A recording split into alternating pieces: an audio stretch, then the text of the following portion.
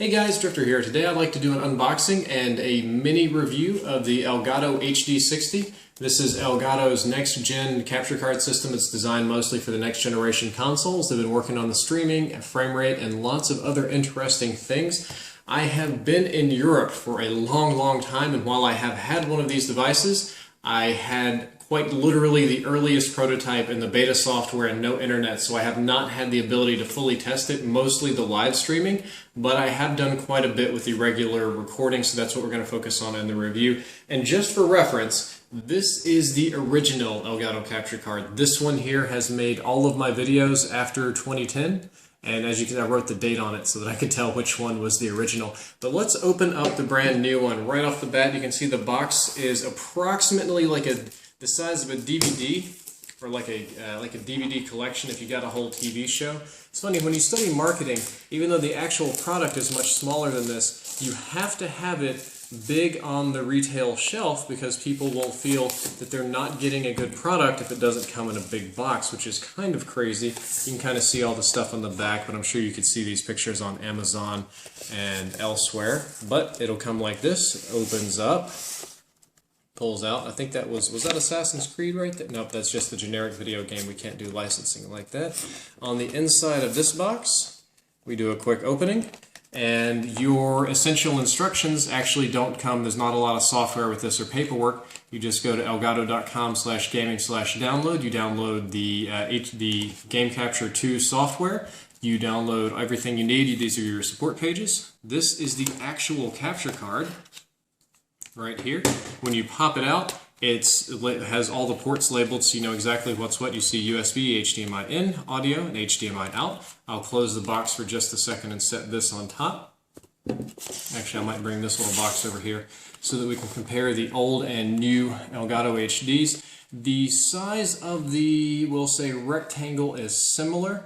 The new one is just a little bit smaller, but the look is completely different. We have matte over gloss, and the biggest difference is you can see how thick one of these is compared to how thin the newer one is, like that. Yep. Ports have a similar sort of idea going on, but this one is better. What we've managed to go ahead and we scrapped the audio video in port because nobody really used that one. Instead, we have, this is HDMI in. This is audio in, so you can just plug in any sort of audio source, speaker, headphone jack, something, and you can use that as your standard like analog audio in if you have some sort of special speaker system. This is your USB, well, power. It has to have USB power and it communicates to your computer, all that. And then you HDMI out to the TV, so you get one thing that you can't really see on the internet, but that I can feel here, is that this one is lighter than this one. That's just...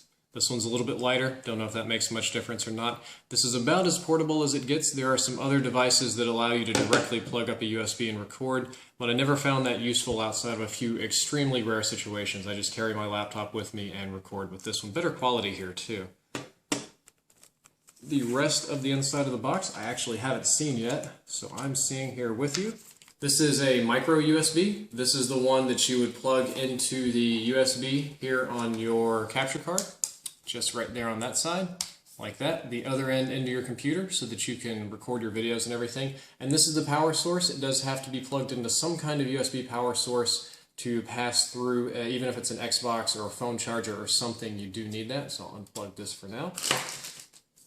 The other item that it comes with is a standard HDMI cable. It's a relatively short one, because most people that hook these up don't have it going like miles and miles or really far apart. Usually your recording setup is pretty close to where your TV is. So this could either go into your HDMI in, whoops, or into the HDMI out, just depending on which side you need the extra cable for. And there's a lot of questions about this. It's like, do I have to play on the preview window? There's a delay on the preview window. How do I do that? It drives me crazy. You don't play on the preview window. This capture card is designed, you get HDMI in this side and out that side, and the out goes straight back to your TV, so you can play an absolutely lossless and no delay gameplay. Like when you hook it up properly, you just turn on your TV, you play normally, you have no idea the capture card's even hooked up, but your computer does because it is recording. I'll pop this off, put that down, and lastly in the box you get a little sticker. case you want to put an Elgato sticker on something that you own. You can do that, and I'm pretty sure that is the end of the box. It's a pretty minimal package, like I said. The box was essentially designed to have kind of like a big footprint on the store shelf so that people feel like they're getting the best quality product. All of your software you get right here. Okay. Some of the things that I can talk about. Some of the things that I can talk about here but can't show you very well due to the limitations of YouTube is the video quality. It records in 1080p, 60 FPS, 40 megabits. That is, again, 1080p, 60 FPS. Previously, most capture cards could only do 720/60. We moved on to, that's why they call it the HD60, true full HD and 60 frames per second. Let's see if I can set this up. Some of the other things it does is the older capture card did have a delay associated with the preview window and live streaming. They've done a lot of work to minimize the delay. It went from like 2.5 seconds down to less than half a second. On my computer, I've got 300 milliseconds of delay, which is very, very minor, makes it very easy to sync and work around. They've done a lot of work with their own software so that when you stream, you can add overlays, like you're streaming overlays in HUD. I think I'll just throw up a screenshot of what I was working on earlier today. It syncs with the webcam, does some other things. The live streaming feature is a bit of a work in progress that's still in beta as of this point.